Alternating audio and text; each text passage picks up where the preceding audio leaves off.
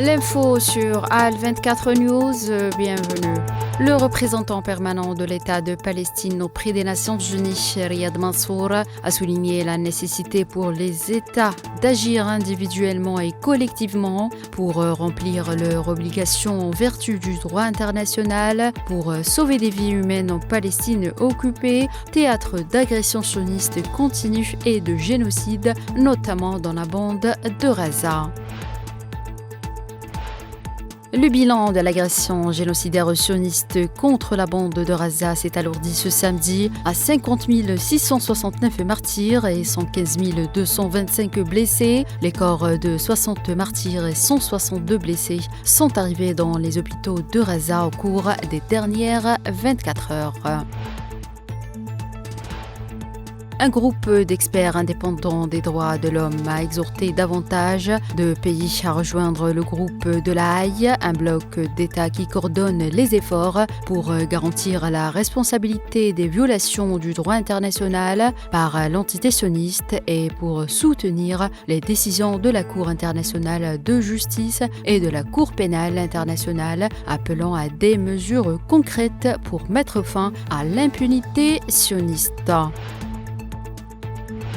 Le ministre d'État britannique pour le Moyen-Orient et l'Afrique du Nord, Hamish Faulkner, a appelé ce samedi l'entité sioniste à respecter l'intégrité territoriale de la Syrie en proie à des agressions sionistes continues.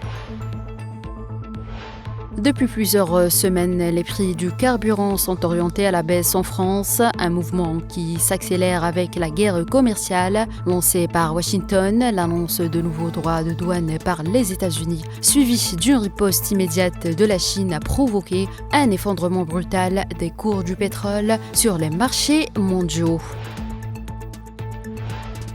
L'armée russe a lancé un tir de missile de précision sur le lieu d'une réunion des commandants des forces armées ukrainiennes avec des instructeurs occidentaux dans un restaurant de Kryvyi Rog, a déclaré le ministère russe de la Défense. Les pertes de l'ennemi s'élèvent à 85 militaires et officiers étrangers ainsi qu'une vingtaine de véhicules, a déclaré le ministère.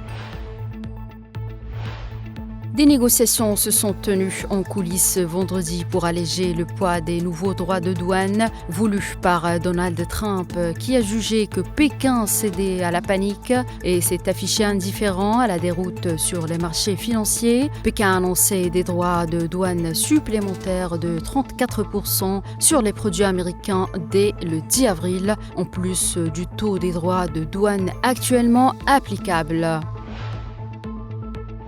Et enfin, la Californie, 5e économie mondiale, va chercher des accords avec le reste du monde pour être exemptée des ripostes douanières à venir contre les États-Unis, a annoncé vendredi son gouverneur Gavin Newsom. C'est la fin de cette édition. Merci de l'avoir suivi.